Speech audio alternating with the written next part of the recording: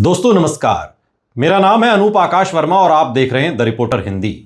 पश्चिम बंगाल विधानसभा चुनाव 2026 में कांग्रेस का बढ़ता हुआ जनाधार और सभी 294 सीटों पर अकेले चुनाव लड़ने का फैसला राज्य की राजनीति में एक बड़ा बदलाव लेकर आया है।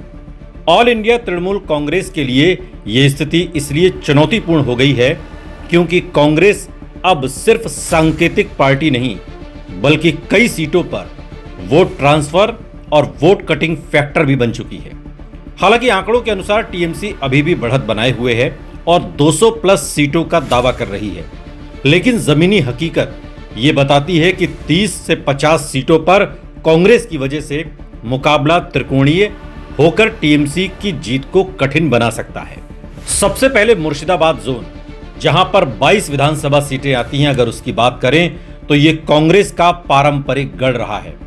यहां रघुनाथगंज, शमशेरगंज, डोमकल, बेलडांगा, जंगीपुर जैसी सीटों पर मुस्लिम आबादी 60 से 70% तक है।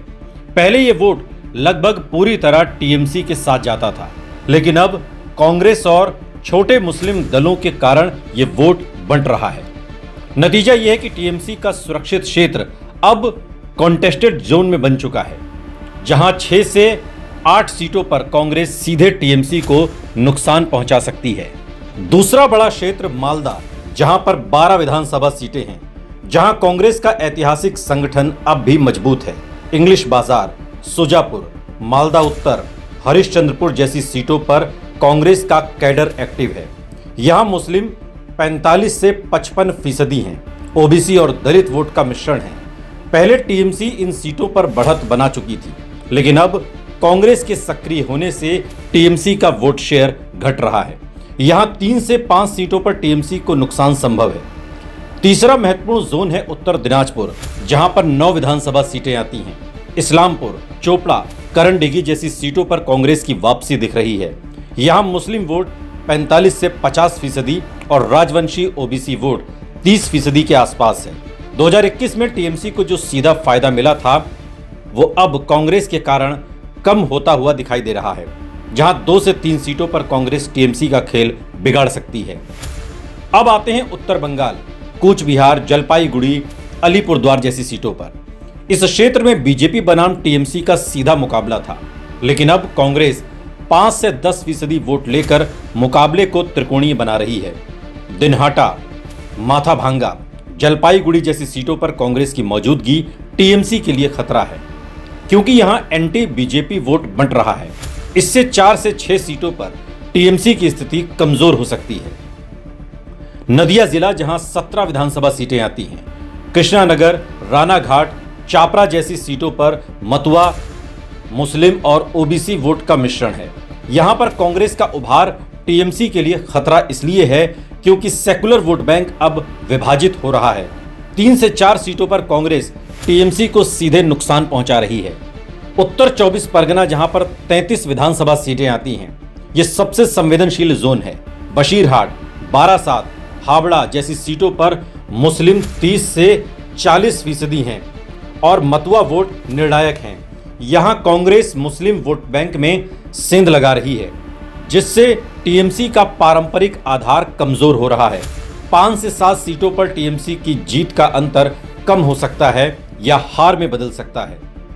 दक्षिण 24 परगना, भांगड़, कैनिंग, जयनगर जैसी सीटों पर कांग्रेस का असर सीमित है, लेकिन यहां भी वो 3 से 5% वोट काटकर टीएमसी को नुकसान पहुंचा सकती है, खासकर करीबी मुकाबलों में। कोलकाता और शहरी बेल्ट को देखें तो Kolkata port, park circus, Behala जैसी सीटों पर Congress anti TMC plus anti BJP vote को आकर्षित कर रही है। यहां मध्यम वर्ग, अल्पसंख्यक और बुद्धिजीवी वर्ग का एक हिस्सा कांग्रेस की ओर झुक रहा है। 2 से 3 सीटों पर इसका सीधा असर दिख सकता है। अब बड़ा सवाल है कि क्या कांग्रेस सच में टीएमसी के लिए एक बड़ी चुनौती बन रही है?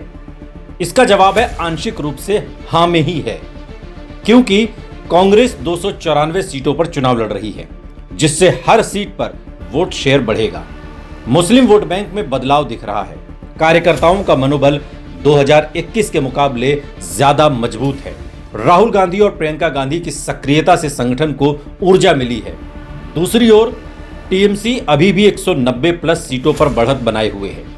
उसका मजबूत बूथ लेवल नेटवर्क है। महिला और ग्रामीण वोट बैंक अब भी उसके साथ है। इसलिए कांग्रेस की भूमिका सरकार गिराने वाली नहीं बल्कि नतीजे बदलने वाली बनती है। कुल असर को देखें, जो ग्राउंड रियलिटी है वो 30 से 50 सीटों पर कांग्रेस टीएमसी को नुकसान पहुंचा सकती है। 10 से 15 सीटों पर सीधा मुकाबला है। 8 से 12 सीटें कांग्रेस आसानी से जीत सकती है, जो सुरक्षित सीटें हैं। पश्चिम बंगाल विधानसभा चुनाव 2026 में कांग्रेस अभी भी नंबर 1 या नंबर 2 नहीं है, लेकिन निर्णायक तीसरी ताकत पश्चिम बंगाल के इस विधानसभा चुनाव में बन चुकी है। सबसे बड़ा बदलाव हुआ है टीएमसी का जो वन साइडेड डोमिनेंस है वो अब कॉन्टेस्टेड पॉलिटिक्स में बदल रहा है।